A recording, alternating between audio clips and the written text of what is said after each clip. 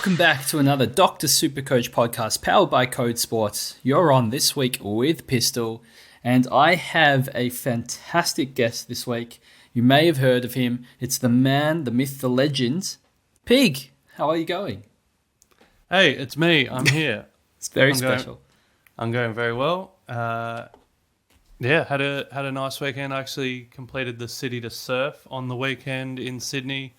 My longest ever run I've done, 14k run. So I wasn't fully paying attention to the footy because I was either preparing to or in the process of or recovering from death. But I got through it, had a lot of fun. It was a lovely day, great view. So I might have to rely on you a little bit for some of the what happened in football.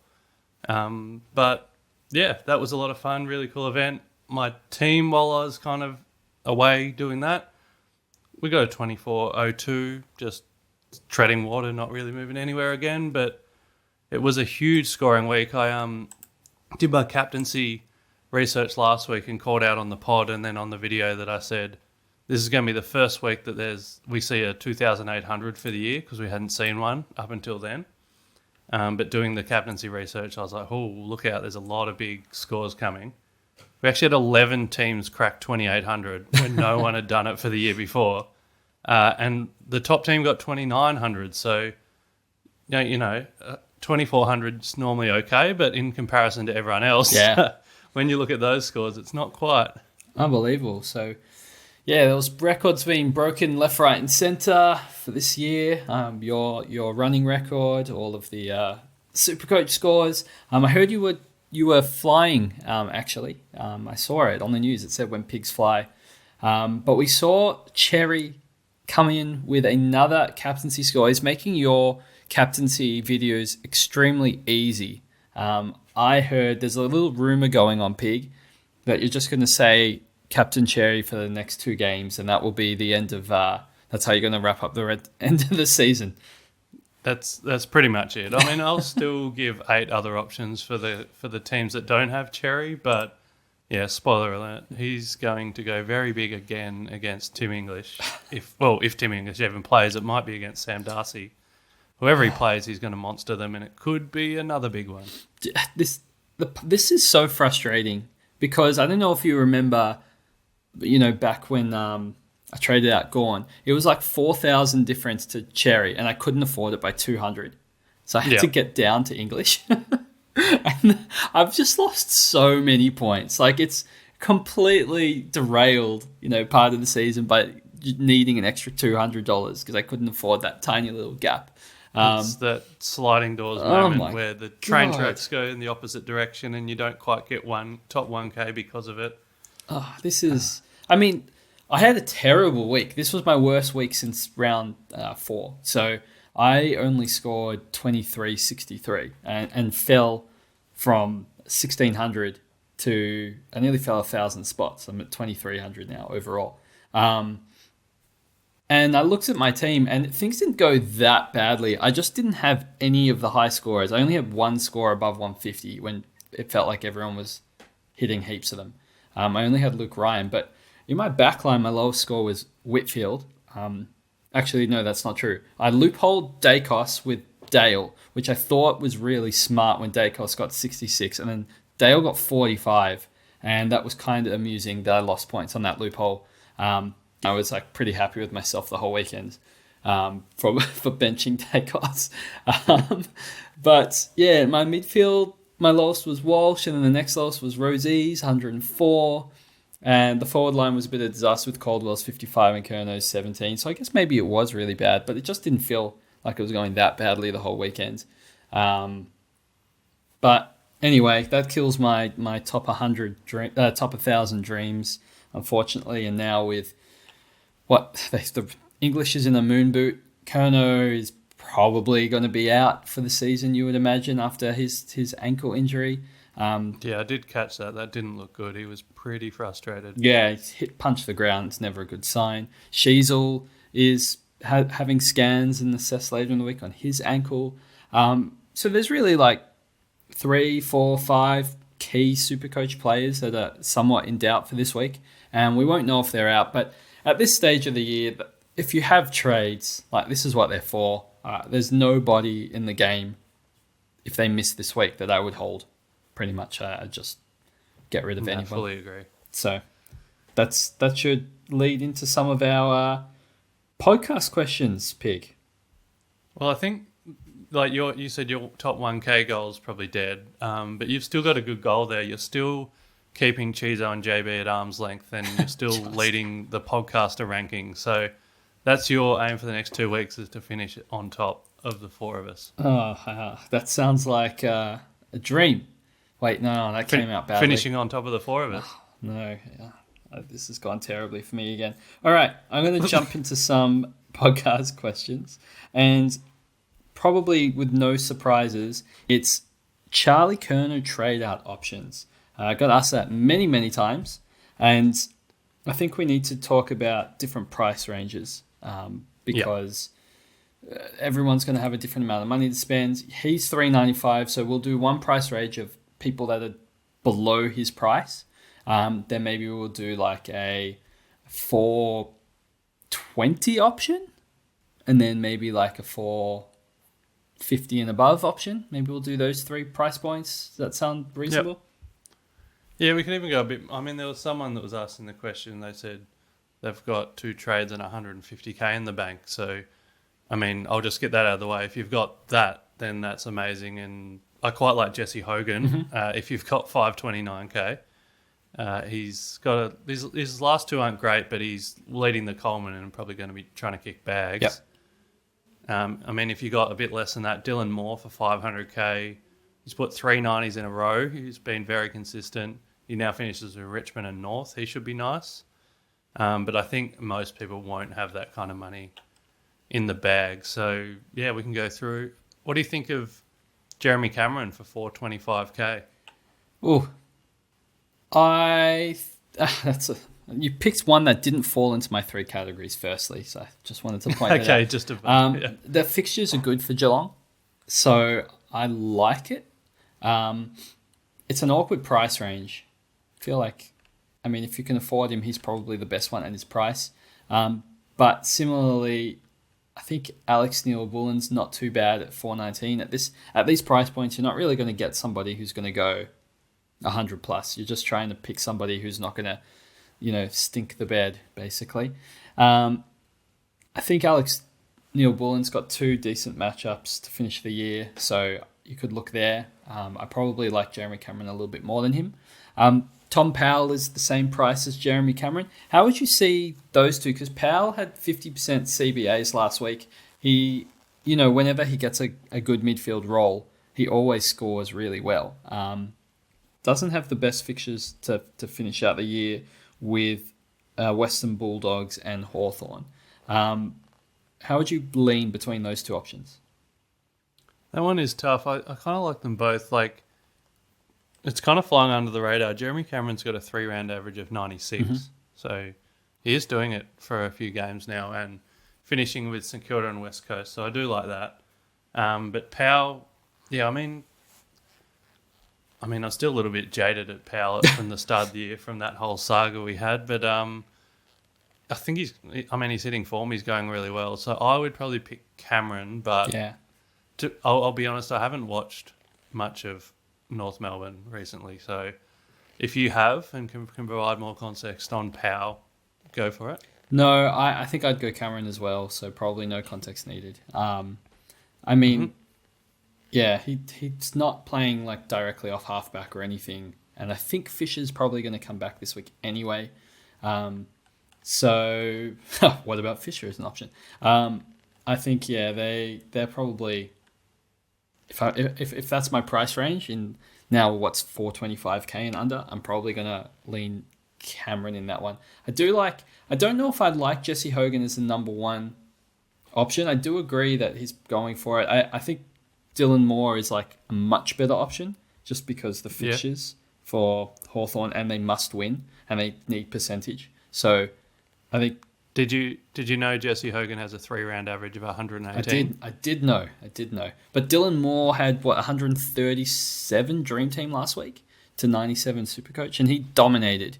And I just feel like he can really bring home some really good scores to finish the year against Richmond and North Melbourne. So Dylan Moore is like my ultimate. And then if you're on the, I guess, Hawthorn bandwagon, if we call it that, Connor McDonald's 414 is in 0.6% of teams. It's pretty random. I'm not going to lie to you. But he has averaged 84 in wins, 55 in losses, and his last 3 games that Hawks have won, he's gone 88, but from a 118 dream team, 116 and 109. So if they're going to put out 2 big scores, I think he's like a really interesting POD in that price range. I did. Yep. I don't know if I think where am I going with this? Luke Jackson. If Darcy's out, I still think Luke Jackson is a good option, and it pains me because I felt like owners have been relatively lucky. He's averaged 95 on the year, and it just seems like Darcy was out every second week or playing in a weird role, or Jackson. The weeks that Darcy came back, it was like a really good matchup for key forwards, and Jackson's done well. But if he's solo rucking, they have, well, if Briggs plays, they've got Briggs this week into Port in the final week. So 2 really strong matchups for Luke Jackson. So I'd also look there. What was the Darcy laid out? What is he meant to be back? I just saw that it was very late out, actually. I don't remember what it was for. But it was like not a late change. It was like a very late change. So I'm not exactly sure if he'll be back or not. We'll have to wait and see on that one. But that's the man's made of glass, so not too stressed. There's a few other names. I think Mateus Philippou's, if he plays, I think he's a really good option. He's got a 3-round average of 99. Is that the below 395k option? That's So he's 331. Yeah. So that's your locked in. If you have no money in the bank, go down to Philippou. Yep, I think so. I think Saints want to be playing him in the midfield. Like, he's kind of one of their future guys. Yeah. A little bit more than that price, but 398. Matt Kennedy, when he gets a midfield role, he's incredible. And with Chera kind of being another hammy, he's had a couple of good games in a row, so that could be one. But I don't have a huge amount of confidence. I quite like Riley Thilthorpe. I've got him in a couple of draft leagues off the waivers, and he's got a 3-round average of 87 and doing quite well, even in tough matchups. He does have 2 tougher matchups now in Port and Sydney, and kind of he has needed some goals to get those spike scores, so it's probably not one I'd do. But I don't know. I just wanted to mention Riley Thilthorpe on the podcast. I think underneath that price is quite interesting. I do like Philippou probably the best. I think it's the highest upside pick underneath his price. But someone like Brian Myers at 372k, we just mentioned the really good draw that the Cats have, Saints and West Coast. I feel like he can put some points on the board in those weeks. Matt Kennedy scares me just a little bit because if Kernow's out and if Mackay is out, he probably plays a bit forward. As I guess a third tall target, maybe even second tall or first tall, depending on who they bring in. But it scares me enough that I probably wouldn't go there myself. So I'd probably stick with Philippou below that price. If I look at DFS and I rate who has the best run for key forwards to end the year, by a fair margin too, it's Brisbane and Joe Danaher, finishing with Collingwood and Essendon, who have been giving up big points to key defenders and are kind of out of the finals race, maybe throwing in the towel a bit. I probably couldn't recommend trading in Joe Danaher, but DFS says he has a good run. So, no, I definitely understand Collingwood's might be an okay matchup, but they have a really good matchup in the last week against Essendon to destroy. So you're not in any position to be throwing stones at the moment, sir. I think if we're looking at Brisbane players, I mean Cam Rayner still has a 5-round average of 100. He just had one bad game last week, so he could absolutely put Collingwood and Essendon to the sword at 484k. He's still as good as a pick as he was, 2 weeks ago. So he's probably, I think I like him more than Hogan in that category, which might be a bit cold, but Yeah, that's what I'm feeling. Might be. That's what I'm feeling. That's all right. You can feel that. I'll feel Hogan. All right. I'm glad we've figured out who each of us are happy to feel. I will say, just like an asterisk next to Peatling, he scores incredibly well when Canelio doesn't play because he plays in the midfield. And then when Canelio's back, Canelio plays in the midfield. And for some reason, even though Peatling is really good, they just immediately remove him from the midfield. And I would expect that to continue. So, Yeah, and Canelio's a test and could quite likely be back this week. So keep an eye on that. But I agree. I like him. He's great, but probably wouldn't. Someone asked specifically about Rankin and Caldwell. How do you see them to finish the year? I'd like to see. I haven't actually checked. I don't know if you've got it. What Rankin's CBAs were since he's like when he came back, because I was chatting to someone about it beforehand, and we were kind of umming and ahhing whether Crouch, has any sort of an impact on him. And I guess the score says he might have, but Caldwell's probably one I can talk to more. I was saying for weeks on the podcast, like he's not going to keep up this 110 streak. He's probably going to be a 90 guy when Parrish is back. He had a bad game last one, but I don't know, Essendon in general weren't good. So Caldwell, I'm like, if you've got him, I just hold him. I think he's going to be still 80s to 90s, but don't be expecting those big scores because Parrish is back and Parrish only plays midfield. So he is pushing him out a bit. But yeah, so I don't think you should be expecting those big scores, but he'll still do enough. He's a good player. So, interestingly, Daniel Curtin got 46% CBAs, as did Jordan Dawson. But the person who lost their role was Saligo. He went down from his last two games of 84 and 73% CBAs down to 11%. Crouch is just copying the same amount, and Laird is copying the same amount. There's no real change. Rankin didn't have too bad. Like his yearly average is 39% CBAs, and he had 36, but he was trending upwards for a while before he got injured. It was when he was getting like the 50% that he was really scoring well. Yes, that's right. So I'd still say there is an impact, but it was Curtin, and I imagine they do that just for his development as well. So it's certainly... I'd never really tell someone not to get Rankin, though, just because there's so many ways that he can score. This week against Port, you're imagining a grudge match. You're imagining that Rankin's going to put out a really good score. But my concern would be the SCG final rounds. If he does go in the midfield, might cop the Jordan Dawson tag, and then he will probably play quite forward at the SCG, which is not a great role. So the James Jordan tag. Yeah, sorry, I didn't know what I said. Jordan Dawson's tag. I mean, he might.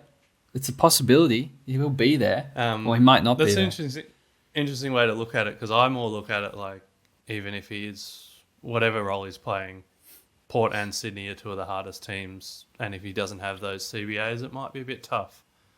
So, yeah, I also wouldn't advise against trading him in, but you do have to have a bit of caution that he's probably not going to be that guy. Like he had a streak of going 120 there for a while. I don't think he's that, but can he still be an 80 or 90?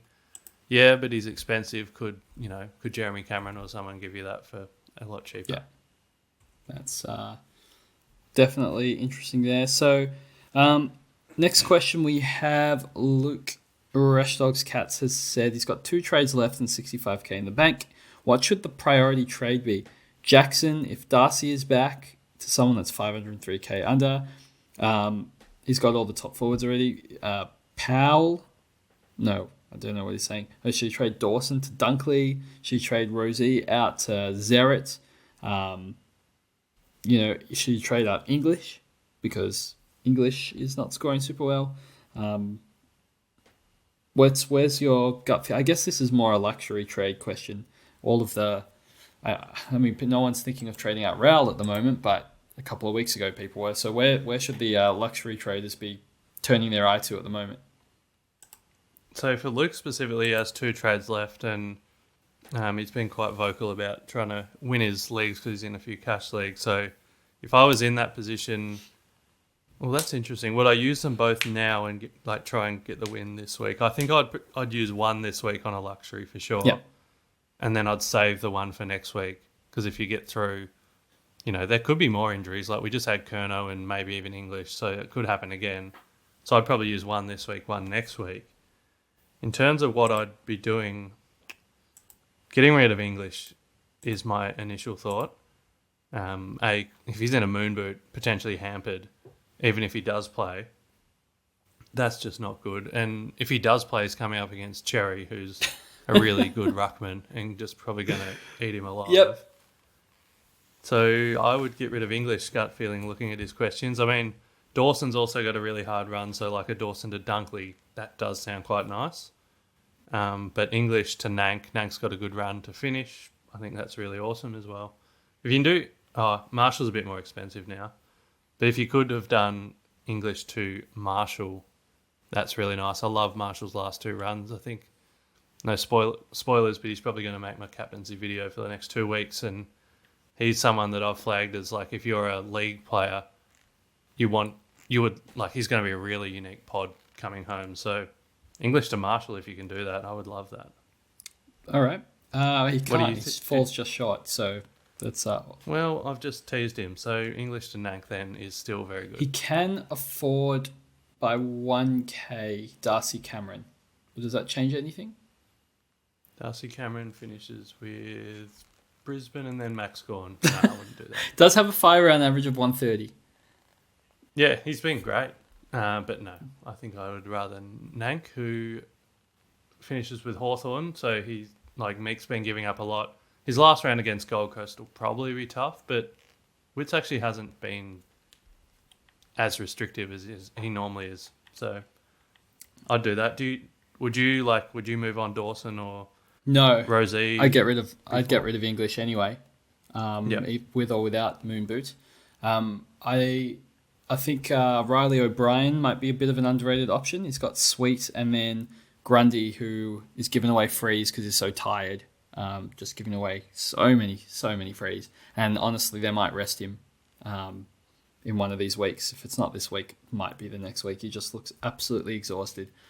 So I think Riley O'Brien's going to get 2 pretty decent matchups to finish the year. Yep. That's not a bad shout. Yeah, otherwise, that's probably the cheapest good person I'd be looking at. I think I can see, without, I guess it is a spoiler, some of your notes that Briggs has 2 really good matchups to finish the year if he's back. Fremantle and Western Bulldogs. Fremantle, if Darcy isn't there, is a really, really good matchup. But I don't even know if Briggs will play, so it's a bit hard to recommend that one. I mean, he could maybe wait last minute, and if it's, if Briggs plays and Sean Darcy doesn't play and those planets align, an English to a Briggs could be a nice little flip. He's got a 5-round average of 111 and he's shown big spike scores, so that's an option. I think I'd prefer the safety of Nank, but Briggs is a bit unique and a bit fun. Yeah, absolutely. I think that's probably all of the ruckman. I mean, with an infinite budget, no one's going to stop you from getting Cherry with a 163 round average. I think that's probably okay. Are there any defenders that you would jump off, do you think, or any midfielders? Yeah, I've got a few names that I've put on the potential move on from list, and it's not necessarily saying I would. It's just flagging guys that have 2 tough games to finish. So you're probably not going to be trying to captain them. So if you could, get someone better. So LDU and Sheasel, the North guys, they've got Western Bulldogs this week, and then Hawthorn, who have been really restrictive. So that's a little bit tough. Jordan Dawson finishes with Port Adelaide and Sydney. That's really hard. Yeah. So he's a potential move on. Caleb Sarong's an interesting one because I wouldn't advocate trading him out. But he does have GWS. He's probably going to get the Bedford tag. Yep. And then he does have Port, and he might get the Drew tag if Drew's been doing that. If not, Porter's still just hard in general. So Ooh, that's an interesting one. it's a little bit of a cheeky trade out, and it would be a very, very luxury. But just putting on people's radar, Zach Merritt also has Sydney and Brisbane to finish, and I wouldn't trade him out because he just seems like such a proud guy, and he's going to be so annoyed at Essendon's performance last weekend. He still scored well himself. He could win the Brownlow. Yeah, he's a genuine chance. So I wouldn't. Like, I'd trade the other guys before him, but just noting he has 2 hard games. I've then flagged, obviously, Tim English we just talked about. He's got Cherry this week.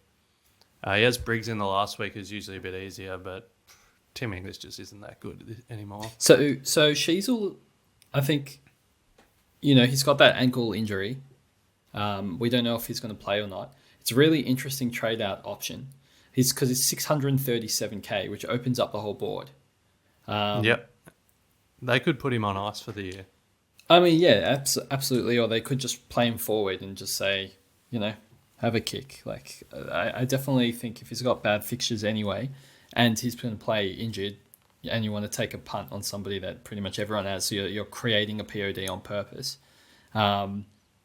I would much prefer that person be Jordan Dawson to trade out. Let's put that out there first. But in the case you have a good midfield already, Sheasel might be the guy, especially if he's out this week, then I would trade him anyway. So let's say he is out. Do you have any defenders, I guess, or mids that you would actively target to bring in? Yeah, I've got a good little list here. I might just finish the defenders that I say we could move on from potentially. Yeah. Bailey Dale finishes with North and GWS, who have both been quite restrictive to defenders. Great, thanks. And just came off a bit of a stinker. Yep. Nick Blakey has Essendon and Adelaide, who have been quite restrictive to defenders. Nick Martin, I would have said, but without Jordan Ridley, he's actually doing quite well, so I would keep him. But he has Sydney and Brisbane to finish. That's tough. And then Dan Houston has Port. No, he plays for Port. He does. And he has Adelaide and Freo, who have been a bit restrictive to defenders. So they're not necessarily guys I would say you should trade out. Dale and Blakey are probably 2 that I would if I did, but I'd probably rather get rid of Dawson and, maybe Sheasel, but definitely English before all of those guys. What about Sam Walsh as a trade out option? I would really not want to trade anyone out that plays West Coast this week. Yeah, neither. Especially, we know what happened last time against it. He got 100.5 and then got injured. Yeah. I mean, he's good. Like, he's got West Coast this week. St Kilda the following one, like, that's a little bit tougher for midfielders. But, when half of his games are against one of the easiest opponents, I probably wouldn't trade out Sam. So, looking at some players to bring in, we'd mentioned Brisbane's draw before, Collingwood, Essendon. That makes both Dunkley and Neale pretty solid options. Neale going for a Brownlow as well. I do think that he's probably going to absolutely destroy both of these teams. So he's probably my favourite, I guess, midfield option. Dunkley's not too far behind. Is there anyone else you see as 2 really good fixtures to bring in as a bit of a punt? Yeah, I absolutely agree with Neale. 590k. I don't think Essendon or Collingwood will tag him, and he'll be gunning for that Brownlow medal. So that's my ultimate player I could bring in. I think they got to finish top 4 as well. So because they're outside the top 4, so there's many reasons for them to be playing good footy, and it's on his. It's as it often is. It's on Neale's back. So if you've got the money for Neale, I love that. If you don't have the money for Neale and you've got 564k, I really like Patrick Cripps. His scores have fluctuated really heavily with, he scored well in easy matchups and poorly in tough matchups. So it's been a little bit easy to predict in that way. He's now got 2 really easy draws with St Kilda. West Coast first. I think, especially this week, spoiler, but he'll make my captaincy video. Oh. West Coast, he's coming off a really bad loss. They need to win to make finals. He is one of the Brownlow favourites, so I think a bit like Neil, he's gonna tear this game apart. This could be a gigantic score, I reckon, from Cripps this week, and then I think he'll do enough against St Kilda the following week. So really like him at his price, or if you don't even have that money and you're looking under 500k, I'm really big on Noah Anderson in his last two. Amazing scores at home. He's actually averaging 133 at home. Oh my God. And something like 87 away. Like, I've never seen a discrepancy like that. That's incredible. Across the whole season, that is ridiculous. Yeah. He now gets Melbourne this week at Gold Coast. So a venue he averages 133 at against Melbourne, who are actually the easiest matchup for midfielders over the last 5 games. I think this could be big this week. His last round, he has to travel, but it is to play Richmond. So I love Noah Anderson's last 2 games. So if you could get him, that's really good. Mm-hmm. If we go to some rucks, I mean... What about Took Miller, if he comes back? Well, yeah. I mean, if he comes back, I actually don't know what his price is. He's totally just a little bit cheaper than Anderson. He's at 482. Yeah. Well, absolutely. If he comes back... do you reckon he'll play midfield with the 3 big dogs now that Flanders is fully in there? Do you reckon Took is the one that might push out, or? That's a great question. Look, their backline, as in Gold Coast Suns backline, they've tried a lot of, I guess we'll say, secondary defender options outside Will Powell. I don't think that's worked super well. Like, I don't know if they have got a second guy. I wonder if Flanders goes back, even though he's been playing amazing football. Not all the time, but just like a little bit of the time, and they split some sort of role. Either way, honestly, even if Took plays half forward, they should score really well against both of these teams. I probably would get Anderson, but it's really for people that don't have any cash whatsoever, and they're looking for something very specific. He could be an option. Probably one of the better ones at 480k across all the lines. But I would much, much, much prefer Noah Anderson at 492k. I think, as you said, is 130 average at home. This is a week to do it because they're obviously playing at home. If you wait an extra week, they play away, and it would kind of be pointless. So, yeah. Here's a kind of going on what we've just said. One of Smitty's podcast questions is actually kind of what we talked about. Would you trade someone with a foreseeable tag, and he's got brackets, Bedford tagging Sarong, to someone with a favourable draw? Example, Noah Anderson. That's a very specific one. God, I think I would. God, that's tough. I mean, that's a big play, but the problem with the Bedford tag is that, like, Sarong has seemingly handled himself really well with the tags. Like, he broke the record for most 20 games with 20 possessions in a row. Yeah. So even in games where he's been like against Geelong, he still found a way to kick 3 goals, which is crazy for a midfielder. Like, he still finds ways to impact games. So I don't know if they probably, it's not like they're going to throw him forward, but I think he has enough tools to be able to get a good score even with a tag. And I'd rather still trade someone like Dawson, who's kind of just being crappy. Honestly, a lot of this, like, decisions I imagine will be relatively irrelevant because, like, you know, if Sheasel's out, you have to trade Sheasel. So then it won't even matter. Yeah, no, I agree. And I do agree that I'd rather trade Dawson than Sarong if that's what you got. But if your team's perfect and you've got nothing to do and no Sheasel injury or no English potential injury or whatever it is, I would consider that one. Because, trading a guy that has 2 hard matchups to finish to a guy that has 2 easy ones, that could be... I wouldn't do it if it's your last trade, something like that, because, you know, hopefully you could get through this week and there might be injuries next week, or you might use it better next week. But I think it's good thinking, and I'd probably give it the green light if you've still got another one after it. I think, did you mention Tom Stewart already as the best defender option? No, we haven't got to that yet, No. but Well, we I will. think that's a problem spoiler. If you're trading Sheasel to a defender only, I think the Yep. best option is Tom Stewart. St Kilda I agree. and West Coast as those final 2 games of the year. Pretty much can't get better. So I would be locking that in.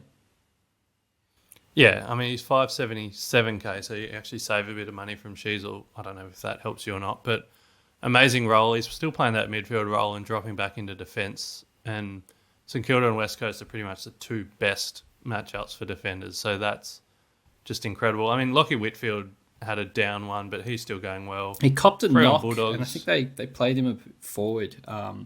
Right. And he was my VC, so that went terribly. I went rogue with the VC, and it almost ended absolutely spectacularly poorly. So, yeah, I don't know. He is kind of a bit of a fragile sort of guy. I probably would tend to stay away now. Yep. No, that's fair enough. Stewart's the one. Stewart's the one. We can keep talking about defenders because if you're getting rid of a defender for whatever reason, or you need a defender at less than that, say 520, I'm still loving Nick Newman. I've been blowing his trumpet for weeks that he has an amazing run home. I mean, he got 144 and 107 in his last 2. Now he's got 2 of the easiest matchups for defenders. We just said Stewart has St Kilda and West Coast. Well, Newman has West Coast and St Kilda. He's just got them the other way around. So he is a huge option at quite cheap. Yep. If you can't quite get him, and if Stephen May's back, I think this is a real sneaky one because a 3-round average of 113 before his injury game. And then he finishes with 2 juicy games for defenders, being Gold Coast and Collingwood. I checked their injury report. It says ribs TBC, so don't know if he's going to be back or not. TBC. But yeah, it's TBC. So Stephen May, 508k. I think that's a little bit under the radar. And if you're really cheaping out, I mean, at 450k, there's Will Powell, which he's been a roll. I own him, and he's been an absolute roller coaster. But he does finish with Melbourne and Richmond, who are 2 of the best for defenders. Well, I wish you good luck. Well, I'll need it because he got me a 40 and then he got me a 135 the next week. Oh dear. I have liked to look. Yeah, there's some of those Hawks boys, Sicily, Amon, D'Ambrosio, with their fixtures. They've all looked pretty good lately, eye test wise. Yeah. So they finished with Richmond and North for those not playing along. So I think it's all the teams clearly the target, like Carlton and Geelong and Hawthorn. They're clearly the players from those teams should score relatively well. I'm going to jump into a couple more questions. Stefan's asked essentially, he's got 2 trades left. Should he, to guarantee making finals, do you burn both trades this week? Or do you just do trade 1 this week and then save 1 in case of emergency next week? Or how would you play it if you're playing for leagues? This one is really tough. I still think try and do 1 this week, like go sideways, and then save 1 for next week. Because if you use them both this week, get through, cool, but then you have an injury and cop a donut next week, that's just horrible. I mean, at least you got to the grand final, whereas you might not if you only use 1. But I think if you want to win the grand final, it's still probably trying to keep 1 for next week. So he's... And Stefan's, his 1 up, 1 down that he's talking about doing this week, that would be making a 23rd and maybe not even using them, or trying to loop, because he's trying to push Simpkin off the field to kind of loop him. So I would still do 1, I think. What do you think about that? Yeah, I'd do 1. I mean, it's no guarantee you get through to the final. I think where you're likely going to have to use 1 on injury this week anyway, and someone will cop a rest in the last week, and I'd rather at least have a chance of winning the grand final than copping donuts and going out. So, yeah, I'd probably do 1 and 1 if it was me. How's this question? Absolutely find it hysterical from Takunda. I mean, team name is appropriate. It is Troll. He says, I have 1 trade left, and I have Kerno at F7. And his first thought, he says, was to loop Jackson and see how he scores first, and then decide to trade Kerno to anyone after the Fremantle game. Or should he use his last trade on English to Rob instead and just play Jackson on field? But then he asks another question. And he said, what's the better option to bench? Zerrett with the E on Friday or bench Anderson with the E early on Saturday to loop with Dacos? He's looping he's got Kerno at F7 and he's got Anderson at M9. Secunda is in a lot better position ranked than us. So why is he asking our opinion? I feel like he should be always giving ask my advice. opinion. And I think he knows the answer. I don't. What's the answer? No. There's a lot of questions. There was a lot, in but there. who's looping in two positions with actually proper premiums? It's ridiculous. So yes, I would loop Jackson and see his Yeah. score. If it's not good, then you trade Yep. Kerno. If it's good, you play Jackson. And then who's the better option to bench? Merritt with E on Friday or Anderson? I would not be benching Anderson. I'd actually be VCing. Yeah, not captain Anderson. him. Don't even VC. Straight out Yeah. captain. So if you're doing that loop, do Merritt and Dacos as your loopy doopies and put the VC on Anderson. Why don't you loopy doopy Sarong? Yeah, loopy doopy Sarong with the Bedford. I think tag. that's the way to go, Secunda. Good call. And if English is out, yeah, probably trade him to Rob, given you've got no money in the bank or whatever. I think that's you could have figured that one out by yourself. All right, Sibs has asked, are you seeing any Hayden Young style late season role changes that we should be keeping in our memory bank for season 2025? It's a hard question to throw at you with no preparation. No, because I haven't been watching much footy. That's exactly what people tuning in want to hear, Pig. Well, yeah, maybe with a bit more. I'll answer that in your DMs, Sib. But let's have a think. We're talking about guys that, like Hayden Young, is on fire right now. Is he kind of? Do you reckon has he overtaken Brayshaw as that second mid, or is he still kind of being the third guy? No, I think if Fife is retired or retiring, I don't really know what the deal's going on with Fife, but he's certainly not made it super well through this season. He probably needs many rests. I would say that Hayden Young could be an extremely good pick next year because he is, in my opinion, ahead of Brayshaw. Yeah.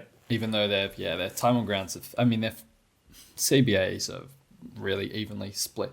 But that's where I see them going in the future. But I don't think he meant like specifically Hayden Young. I think he's saying Hayden Young's style. So Luke Parker's been playing forward. So maybe we watch that. I'm not sure exactly. He's clearly a very good footballer still. So Luke Parker maybe. Peatling. I don't know if he's probably up there. I don't think anyone's specifically changed roles. I still really like Matt Roberts, potentially for next year. Yeah. And you mentioned Thilthorpe a bit earlier. With another preseason, he might be cheap enough if he gets ruck status as like forward ruck. Well, he'll be forward status only, I reckon, because Rob's been playing. But Rob got dropped during the year. He could not be in the side, and Thilthorpe could become their main guy at some. It probably wouldn't be to start the season, but at some stage, that's something to keep an eye on. I think my favourite one, and we didn't mention him earlier in the podcast, and I do think he's a legitimate option if Tim English is out. Sam Darcy. Mm-hmm. If English goes, actually gets traded. That's a forward ruck gold. And Sam Darcy, what's his ceiling? Like best player in the game? Yeah, pretty much. Like Brownlow and Coleman. He's legitimately a superstar, and he's so young, and I assume he's only going to keep getting better. And he's so many like unique attributes. I think he's like unbelievably good. So I'd be keeping an eye on him. I think otherwise, Harry Morrison's playing a couple of strange roles. If he picks up some sort of DPP, he might be somebody. This is my whole cheat sheet that we're going through at the moment that I've written down. One of the ones I wanted to bring up, but we can talk about this another time, is just like how Coleman goes, because obviously everyone's thinking about Coleman already, but how does he go with Zorko? Like Zorko's not going to retire. He just dominated this year. So Zorko probably limits Coleman significantly as a pick. So I wonder if that could be an early season trap. I don't think so. I think he's going to be so cheap. Like he was $390 off the top of my head or something like that this year, and he's probably going to get a big discount. So, like he could be in the 200K. So I think he's still going to be cheap, even if it's a cash cow. I think Kadeem Coleman's going to be. Yeah, I think it's maybe fine. they manually manipulate the price into the mid 300s, and that would be a question. Yeah, I'd probably consider not going with him at that price. Couple of guys who I think could be like on the verge of, not necessarily that they've had a role change, but on the verge of breaking out next year. I think Jason Horne-Francis is ready to explode. I still don't like picking someone who's kind of the third in the pecking order in the midfield. I'd rather someone that's that 1 or 2 guy, but he's just elite. Will Day, you and I were talking about him before the podcast. He's going to get himself to probably a nice cheap stage where, like, we think he's both a 105 averaging guy, and he's just had some down. Like, he got tagged last week and did not handle it. He got tactical subs last week and tagged the week before. That's it. Cool. All right. So, yeah, Jason Horne-Francis, Will Day. I mean, Philippou, if he gets the midfield role, I think he's got the talent. He's shown it in junior and in the VFL. So there's a couple of potential breakout guys that are close but could just explode next year. I think the last one... Tom De Koning. I like how they both got injured at the same time right after I made the standing De Koning joke. That was well played, Universe. Really, really. Superior De Koning gone down. Kevin asks specifically, he has 2 trades left, he needs a forward. He could use both of them and get anyone, or use one and the 150K. So, which basically gets you anyone anyway. Yeah. What's the best? I assume what you're thinking is the best place, still just use one. Same sort of thing. Yeah, okay. Yeah, it cool. would be. And What a use one, terrible save way to end the other one podcast. for next week. But if you've got 150K, like you said, you could get anyone. You could, you like Dylan Moore. I like Jesse Hogan. In that forward line, if you've got whatever money works. Alrighty. Did you have any other things you wanted to talk about on the podcast before we wrap it up? Yeah, really, really important question. I know that you went to a musical show on the weekend. Oh. Have you got a ranking of your top 3 musicals? Do you go to a few? I do go to a few. It wasn't on the weekend's pick. I saw it on the weekend, but I might be You were delayed. practicing for your run, so it's different. No, yes, I went to the opening night of Hamilton, and it was awesome. It is truly incredible. I recommend it to everybody. People are like, what the hell is it? But no, truly incredible musical. Book of Mormon is right up there in my top 3. And probably Come From Away, which is a bit random. It's about like the planes being diverted from 9/11. I just really like it. That's probably rounds out my top 3. But yeah, very random question. Thanks, Vic. No, that's all right. I needed to get your opinion. I saw the Phantom of the Opera when we were in London. Had a bottomless brunch beforehand, so we're nice and tipsy, and that was the best thing I've ever seen. And I'm not sure if it was all the mimosas or if it was the play itself, but that one's going to be hard to beat for me. But I also love the Book of Mormon. Oh, you haven't been to Hamilton yet, so I have to. No, that's right. I need to try it. Well, it's in Sydney right now, so give it a go. I'm not going to ask you your top 3 races. That would be a bit weird, but I'll ask you about your your top Olympic event that you have watched, and then we'll end the podcast. Oh, was lots. I mean, it's going to be interesting now. Actually, getting some sleep back. It's just been 2 weeks of interrupted sleep schedule, but it's so much fun. I always love the Olympics. There was a lot of cool things. I mean, I love the kayaking, all the different disciplines of that. That was so much fun. The Fox sisters, if they were an Olympic nation by themselves, would have come 17th or something on the medal tally. That's really cool. The BMXing and some of the skateboarding was really, really fun. I'm a sucker for swimming and athletics. I just love watching kind of those guys, and I used to do some of the throwing events like discus in high school, so even watching some of the massive beasts of athletes throwing things as far as they can. Pretty fun. Awesome. I'm glad you enjoyed it. Well, thanks everyone for tuning in and listening to us rabble. Good luck for your prelim finals if you're in it. Otherwise, sorry. But, you know, I look forward to checking in and getting ready for the grand final podcast next week.